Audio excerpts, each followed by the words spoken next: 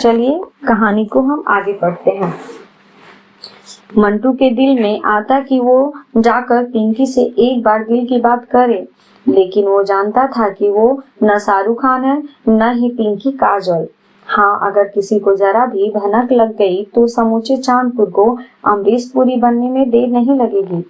फिर तो मौसा उसी दिन जान ले लेंगे, मौसी बिना डेंगू के मर जाएगी। ये सोचकर मंटू का दिल तेजी से धड़कने लगा। वो जान गया कि दो दिलों के प्रेम के बीच ये मर्यादा की एक झिन्नी चादर है, जो थोड़ा सा अनुशासन, ढेर सारा संकोच के कारण दोनों के बीच में तन गई है। इस चादर को हटाना जरूरी है, लेकिन कैसे?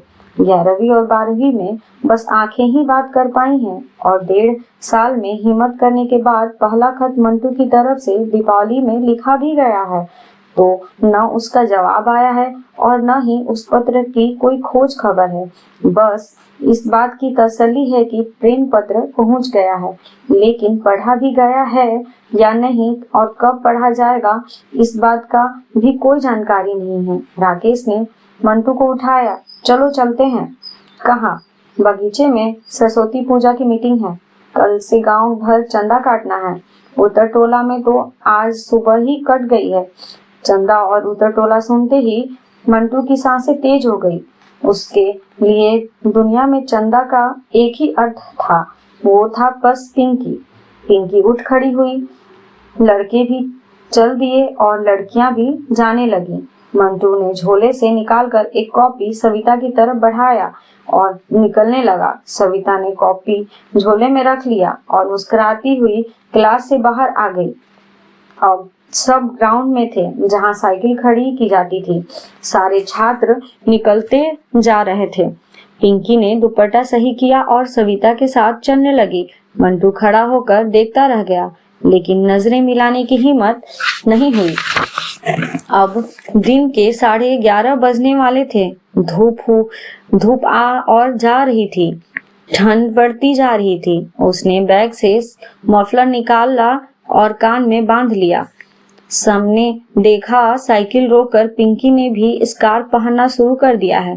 प्रेम की ये अबूझ भाषा समझ में न आई, लेकिन ये समझ में आया कि आज कई दिनों बाद उसके चेहरे पर एक मुस्कान आई है और दिल में भीतर ही भीतर बोल उठा है, अच्छा बबुनी, आपको तो हम सरस्वती पूजा के दिन बताएंगे।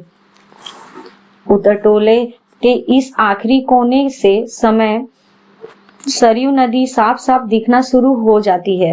यहीं एक भारी पेड़ खड़ा है। पेड़ पर घोंसला लगे चिरई चुरंग रोज न जाने किस देश से आते जाते हैं, लेकिन चांदपुर के लोग इस घर में या तो बर बियाह तर त्योहार में आते हैं या कभी कभार दही मट्ठा जोरन मांगने आते हैं। बाकी दिनों में गांव का ये आखिरी घर दिन दुनिया से बेखर गलती से ठगे किसी पेड़ जैसा हिल रहा रहता है।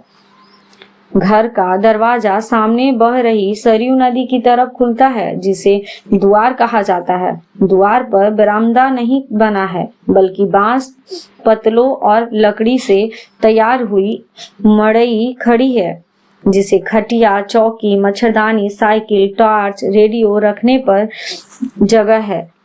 गांव वाले इसे उत्तम यादों की पलानी कहते हैं। पलानी के बगल में ही बसवारी है। वहीं बगल में खांची, फावड़ा, खुरपी, हर, जुआट रखने वाला माटी का घर है, जिसको डेस्को नाम विदेशी घास ने जकड़ रखा है। कहते हैं बाढ़ इस घर को सबसे पहले छूती है, जाड़ा इस घर को सबसे पहले लगता है, और जब जेठ बैसाख के दिनों में समूचा चांदपुर जलने लगता है, तब आदमी तो दूर, गर्मी के मारे इस घर के आगे खूंटे में बंधी गाय भी पगहा तोड़ देती है। हाँ, घर के नाम पर अभी ईंट का एक कमरा ही बन पाया है, जिसकी छत पर चढ़ने के लिए बांस की सीढ़ी लगी है। आंगन बड़ा है, जिसके पूर्वी हिस्से में सोने और पश्चिमी हिस्से में खाना बनने की व्यवस्था की गई है। अभी माघ महीना चल रहा है, शुक्ल पक्ष की तृतीया। हवा बता रही है कि 2 दिन बाद बसंत पंचमी है। सांझ का धुंधलापन गहरा गया है। ठंड, अंधेरा और कोहरा तीनों कहीं आसमान में मिलकर एक साथ बढ़े जा रहे हैं। अचानक आंगन में जोर का धुआं उठता है। पश्चिम वाली मड़ई में जल रही लालटेन की लौ मध्यम हो जाती है। द्वार पर नीम के पेड़ के नीचे दूही जा रही गाय के पैर से छान खोल दिया जाता है। पलानी में खटिया पर रखी रेडियो की आवाज आती है। नमस्कार, आकाशवाणी समाचार के साथ मैं हरी संधू। तभी आंगन से चिल्लाने की आवाज आती है। पिंकिया, पिंकिया रे, मर गई का रे? हाँ चाची। धुआं काहे हो रहा है रे हरामी? एक बार में सुनाई नहीं देता? लकड़ी नहीं जल रहा है चाची। कैसे जलेगी? दिमाग तो मनोजवा बो की टीवी में घुसा रहता है।